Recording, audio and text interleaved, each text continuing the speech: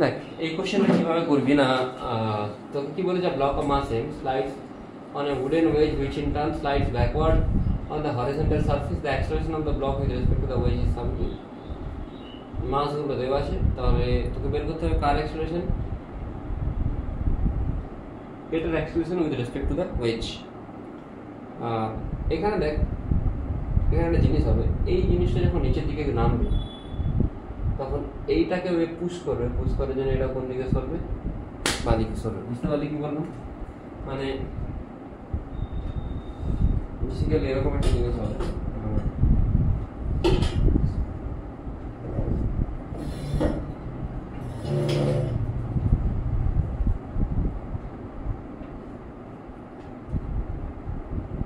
এই যখন এদিকে নামবে এটাকে পুশ করবে, সেই জন্য এটা বাঁ দিকে যাবে।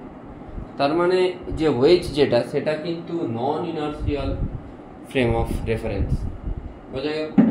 মানে এবারে তুই বলবি এইটার রিজন দেখি যে লেখা আছে which in turn slides backward in the horizontal surface, মানে ওইটাও হরাইজন্টাল সারফেসে বাঁদিকে যাবে।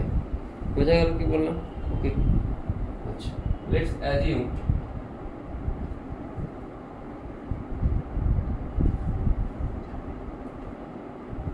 কেন যাবে, এই রিজনটা কি? এই রিজন হলো যে এই ওয়েজটা একে একটা কি দেয়, তখন এও ওয়েজকে কি দেয়, একটা নর্মাল ফোর্স দেয়। এই নর্মাল ফোর্স যদি এটা যদি আমি থিটা বলি, তাহলে আমি এইখানে আলাদা করে ফিগার ড্র যদি করি, তাহলে আমি দেখতে পাবো যে এখানে যদি আলাদা করে ড্র করি এটা দেখতে পাচ্ছি, এটা যদি এমটাকে আমি লিখছিলাম এক সেকেন্ড, তাহলে এইখানে কাজ করছে নর্মাল ফোর্স,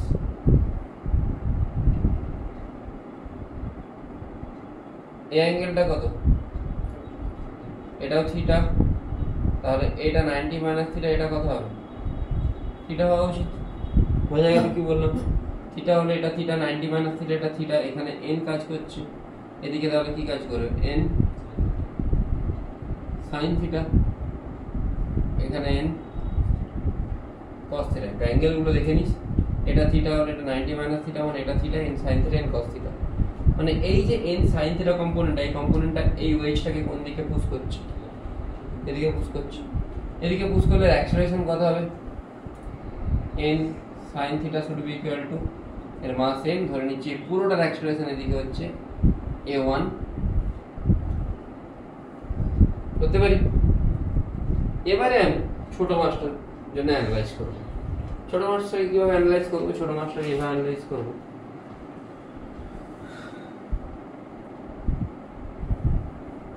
না এদিকে কি কাজ করছে, নর্মাল ফোর্স যদি এদিকে কাজ করে, এর উপর নর্মাল ফোর্স কোন দিকে কাজ করবে, এ ছাড়াও এর উপর কি কাজ করবে, নিচের দিকে এমজি। আরো একটা ফোর্স কাজ করবে, সেই ফোর্স হলো সিউডো ফোর্স।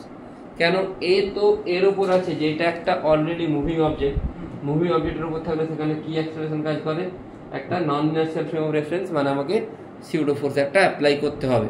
সিউডো ফোর্সটা কোন দিকে অ্যাপ্লাই হবে, না এদিকে যেহেতু এর অ্যাক্সেলারেশন এদিকে অ্যাপ্লাই হবে, উল্টো দিকে কত, এর মাস এম, সিউডো ফোর্সের এর অ্যাক্সেলারেশন কত ধরেছি আমি, a1 ধরেছি, এটা কি ধরবো a1।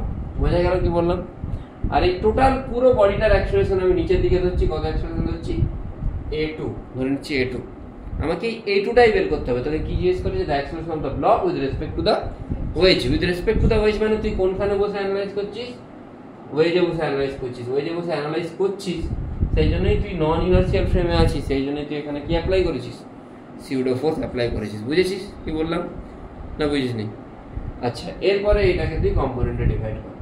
দেখ নর্মাল ফোর্স এদিকে এমজি কাজ করছে, এদিকে কি কাজ করবে, এটা কি তুই জানিস, থিটা, এটা যে থিটা, এটা 90 মাইনাস থিটা, এটাও থিটা, তাহলে এখানে কি কাজ করে, এমজি, এখানে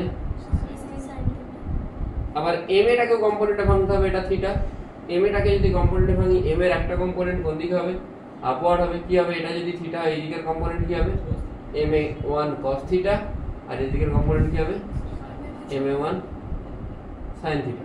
তাহলে এখানে একটা ইকুয়েশন পেয়েছিস, n sin থিটা সমান capital m into a1। But তুই n এর ভ্যালু তো জানিস না, n এর ভ্যালু তুই জানিস না, তোকে n এর ভ্যালুটা ফাইন্ড আউট করতে হবে। কি করে তুই ফাইন্ড আউট করবি n এর ভ্যালু, এই ইকুয়েশন থেকে দেখ এখানে তুই ক্লিয়ারলি দেখতে পাচ্ছিস n plus ma1 sin theta equal to capital small m, অবশ্যই small m g cos theta হলো। আর হচ্ছে এর অ্যাক্সিলারেশন কোন দিকে আছে? নিচের দিকে। তাহলে নিচের দিকে কি ফোর্স কাজ করছে? নিচের দিকে কাজ করছে mg sin থিটা সব স্মল, হ্যাঁ। ওপর দিকে কিছু কাজ করছে কি? কিচ্ছু নেই, ওপর দিকে ফোর্স ফ্রিকশন নেই। -0 equal to A net acceleration. Net acceleration কত ধরেছি আমি? এখান থেকে তুই বের করে ফেল এটুটা, বুঝতে পারলি? আগে এখান থেকে এনটা বের কর, এনটা বের করে এখানে পুট করে a1 টা বের কর, মানে n এর জায়গায় এটাকে পুট করে a1 টা বের কর, তারপর তো বাকিটা তুই পেয়ে যাবি। দেখ করে দেখ আসছে কিনা। কত আসছে ভ্যালু? তারপর অল দ্য ক্যালকুলেশন a এর ভ্যালু আসবে, a2 এর ভ্যালু আসবে 2/3g।